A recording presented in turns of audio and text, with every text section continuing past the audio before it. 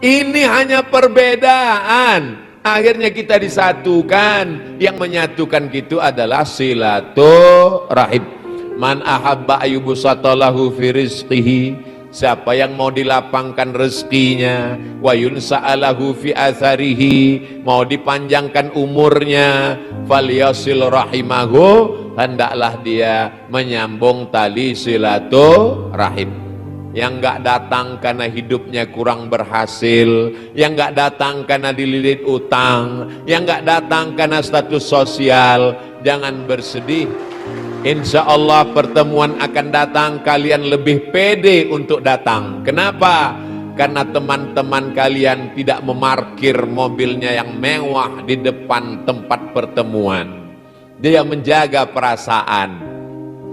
Merasa dengan kata pintar adalah dua kata yang selalu bersanding. Tapi yang dibutuhkan dari kita adalah pintar-pintar merasa, bukan merasa pintar merasakan perasaan orang lain. Kalau ada yang belum nikah, jangan cerita istri, apalagi poligami. Kalau ada yang belum punya anak, jangan cerita tentang anak, cerita anak biasa, tapi hatinya terluka. Pandai merasakan perasaan orang lain. Teman kita kurang beruntung, kita cerita tentang berapa ya harga cincin emas sekarang. Sudah jam berapa ya sekarang? Ini jam saya ini 70 juta ini. Hati dia hancur bagaikan kata jatuh ke batu. Kalau galah patah masih bisa disambung. Kalau kaca retak masih bisa direkat. Tapi kalau hati yang sakit, kemana obat akan dicari?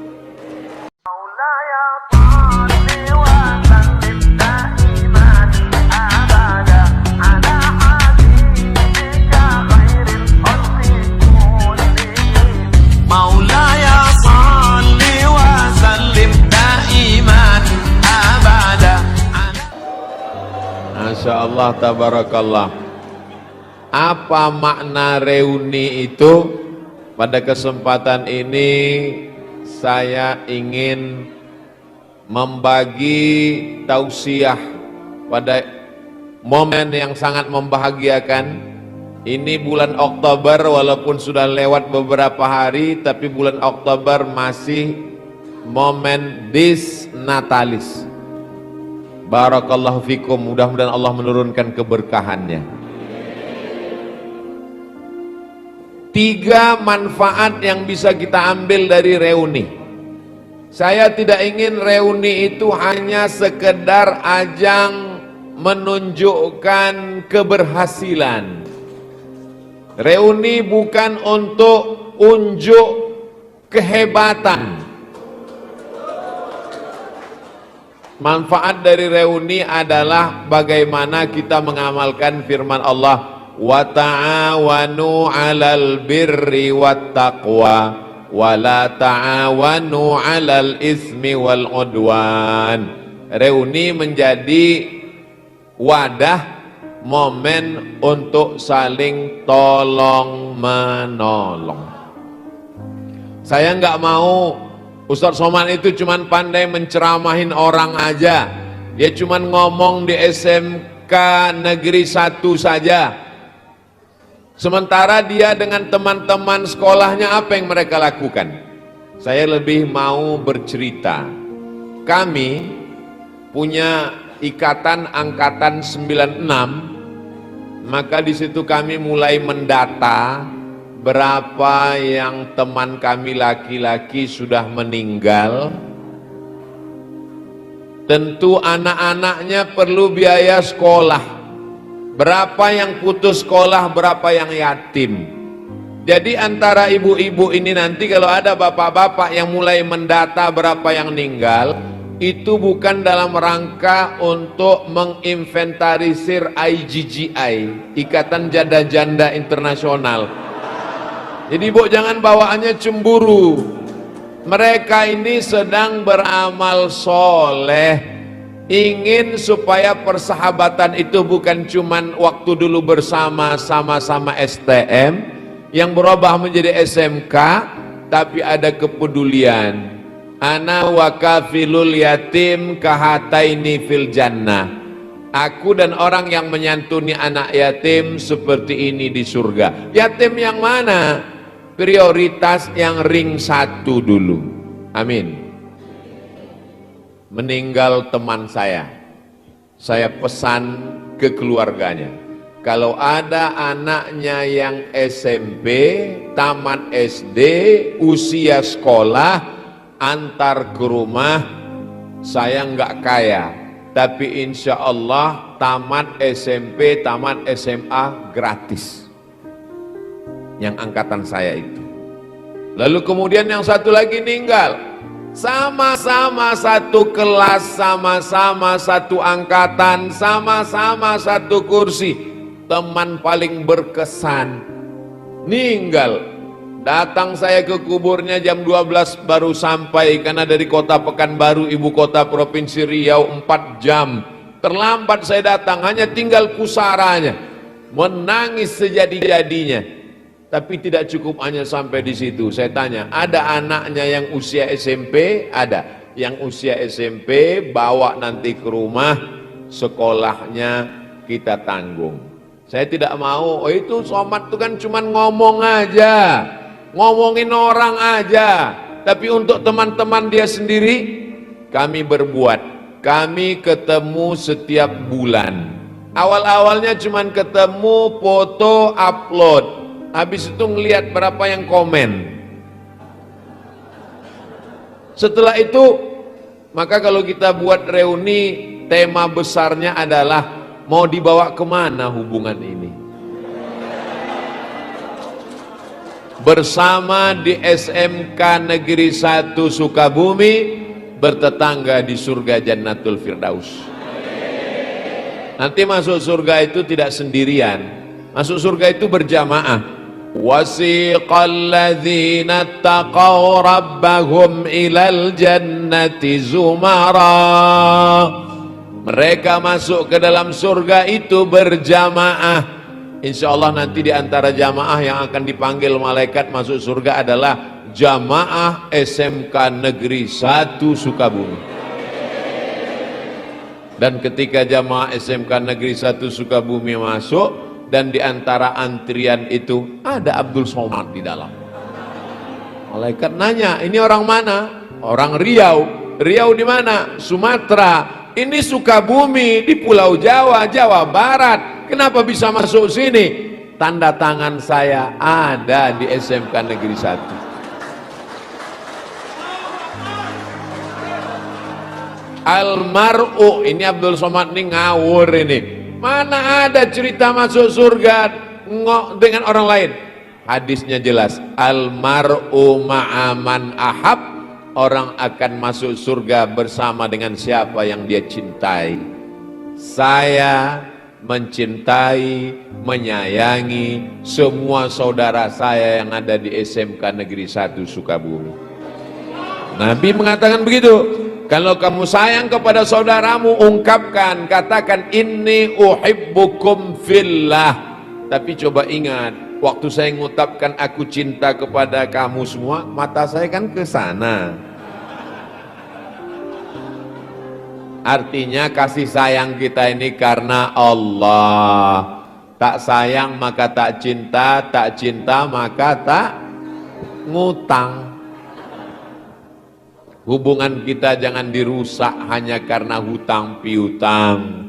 Dulu itu teman saya satu sekolah, tapi sejak itu saya nggak mau lagi ketemu sama dia. Kenapa? Hutangnya nggak bayar-bayar.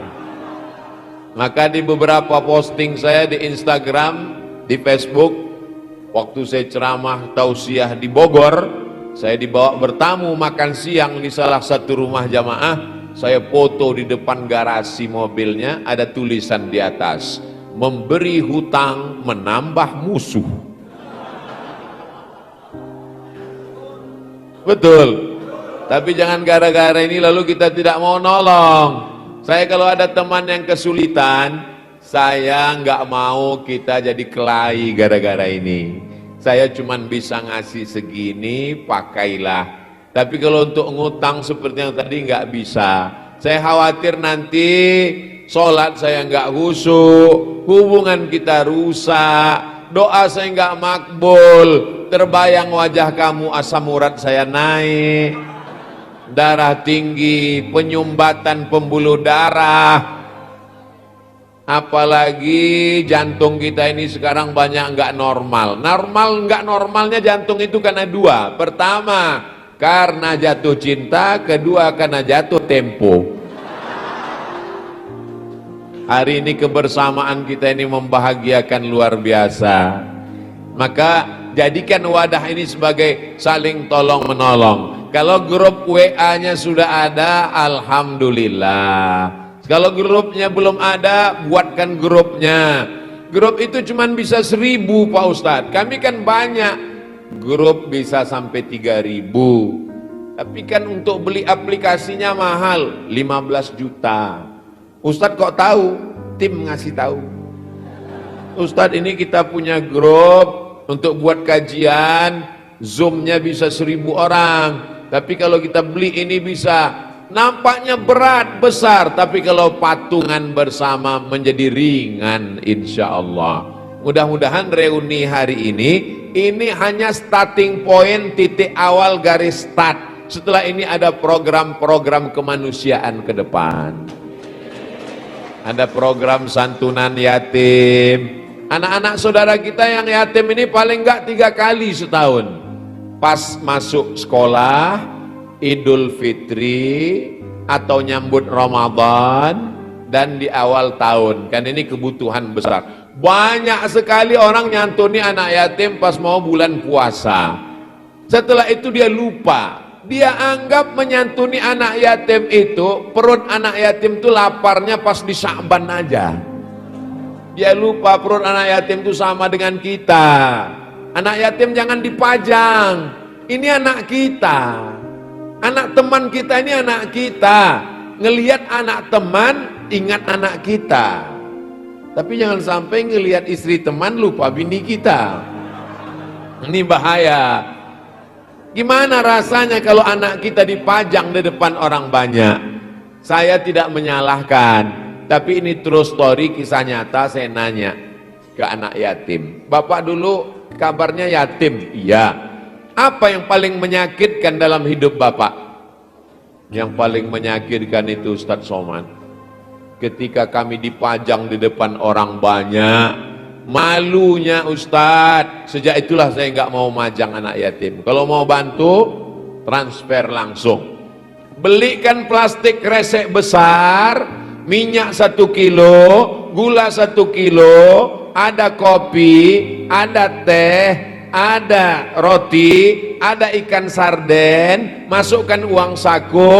Yang belanja bapak, tapi yang nyerahkan ibu. Jangan yang menyerahkan bapak, nanti pecah perang dunia ketiga. Abdul Somad kalau ngasih tahu tuh mulai detail. Lalu kemudian pekerjaan. Tidak semua teman kita punya nasib yang sama. Allah waktu ngasih ujian hidup ini macam-macam. Ada ujiannya harta, ada ujiannya kuasa, ada ujiannya wanita, ada ujiannya Toyota, ada ujiannya kasta, ada ujiannya jadi rakyat jelata. Banyak orang salah pasang, salah anggap tentang hidup. Kalau jadi wali kota, mohon maaf Pak Wali, kenapa nggak nyebut bupati? Kebetulan ujungnya ta, jadi connect. Oh, jadi wali kota itu juga ujian Pak Ustadz. Iya, jadi Ustadz juga ujian. Punya perusahaan, ujian. Jadi direktur, ujian. Bangkrut, ujian. Jadi banyak orang salah. Dia anggap kalau jadi penguasa, punya uang, punya harta, itu nikmat. Tapi kalau lagi susah, itu ujian. Salah. Semua kita sedang diuji. Oh, jadi Pak Ustadz, teman saya alumni SMK Negeri 1 Sukabumi itu sekarang jadi orang kaya, itu ujian. Saya sekarang kurang beruntung, itu ujian juga. Kok ujian dia enak, ujian saya kok nggak enak? Itu hak prerogatif Allah. Yang kaya diuji Allah supaya mau nolong yang kurang beruntung. Yang kurang beruntung diuji Allah supaya sabar. Yang kurang beruntung malu untuk minta-minta. Tapi yang kaya juga tidak punya akses untuk ketemu. Kapan kita jembatannya adalah reuni. Uni artinya bersatu. Uni Soviet, persatuan negara-negara persekutuan.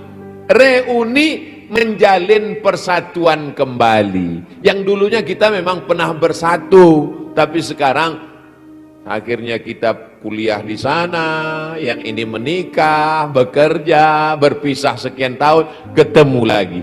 Saya taman SMA, selevel SMA, pondok pesantren tahun 1996.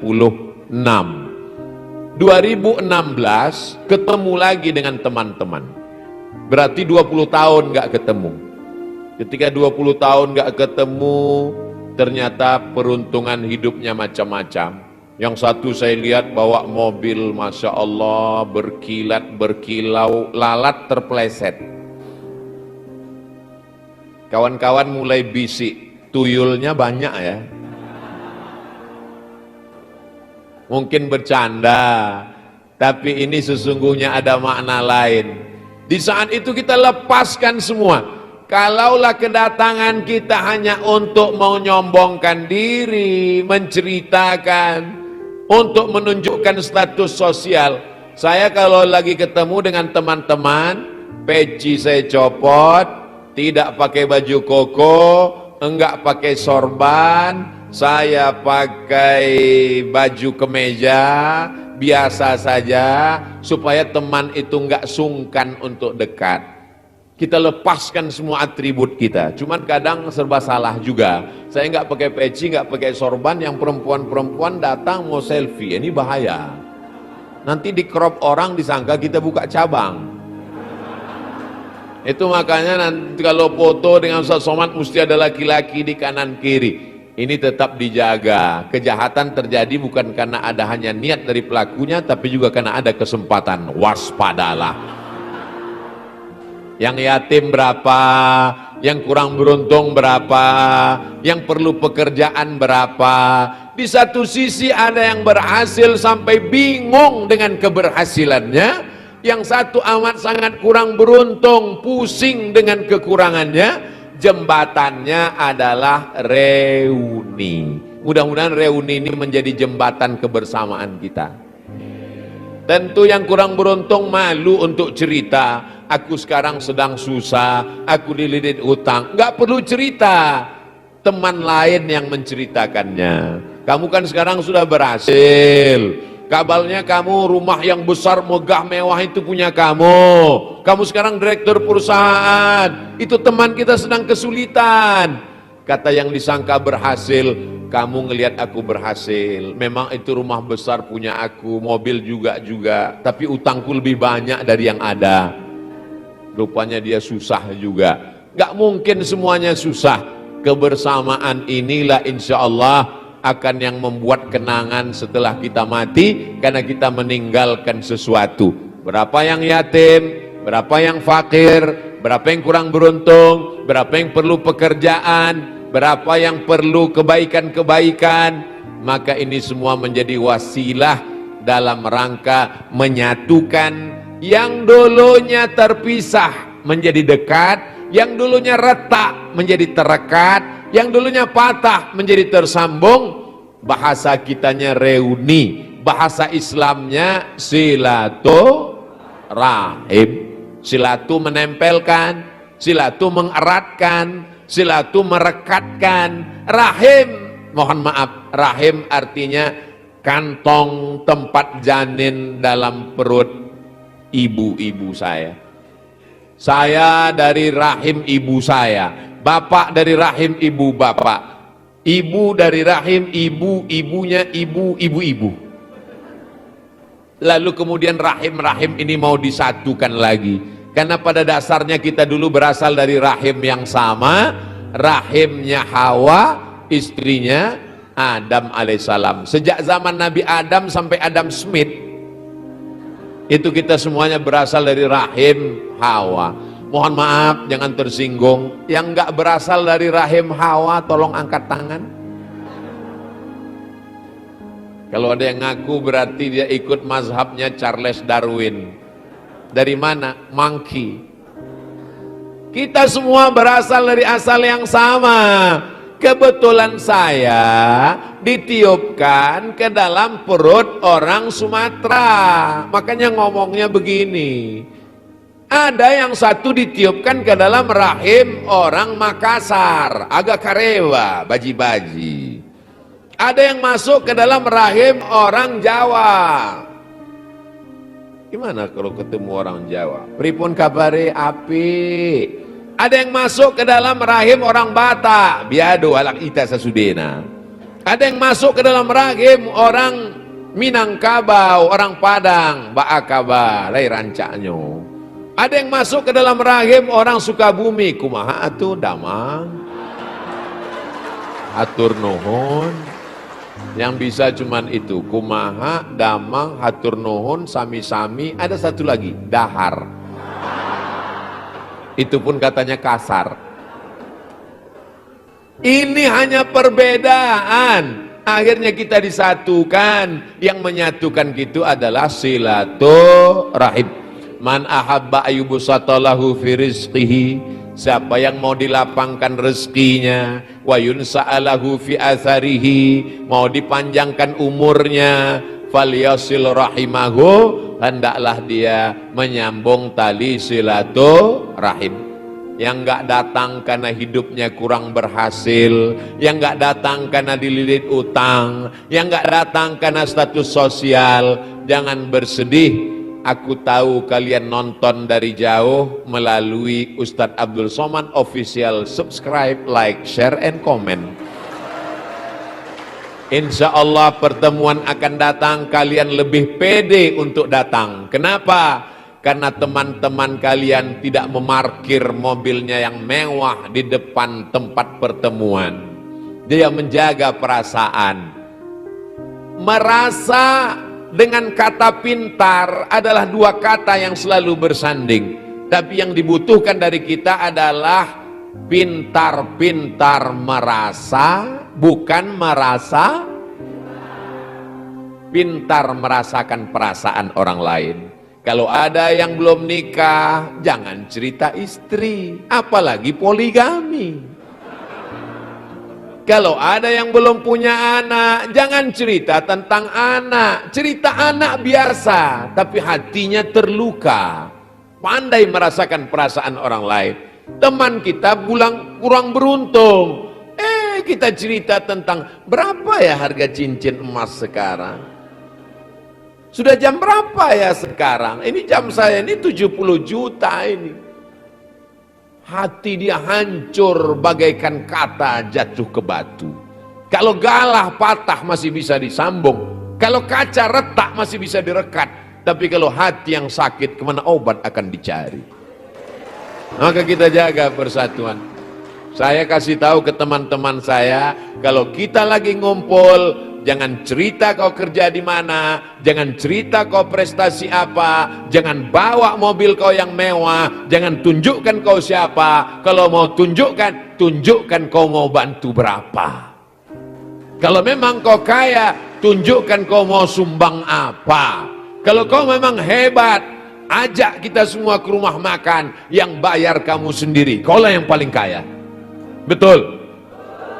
Ini poin yang pertama yang perlu diingatkan. Poin yang kedua adalah dengan ketemu itu kita mengingatkan lagi bahwa sesungguhnya kita sudah top, tua, ompong, peot. Jangan tersinggung. Yang tersinggung, beberapa jamaah tersinggung dengar pengajian saya, pulang ninggal. Saya tamat 96, ketemuan pertama 2016, berarti nggak ketemu selama 20 tahun. 20 tahun nggak ketemu, pas lagi makan, lama saya ngelihat satu-satu. Mereka senyum, mereka ketawa dalam hati saya.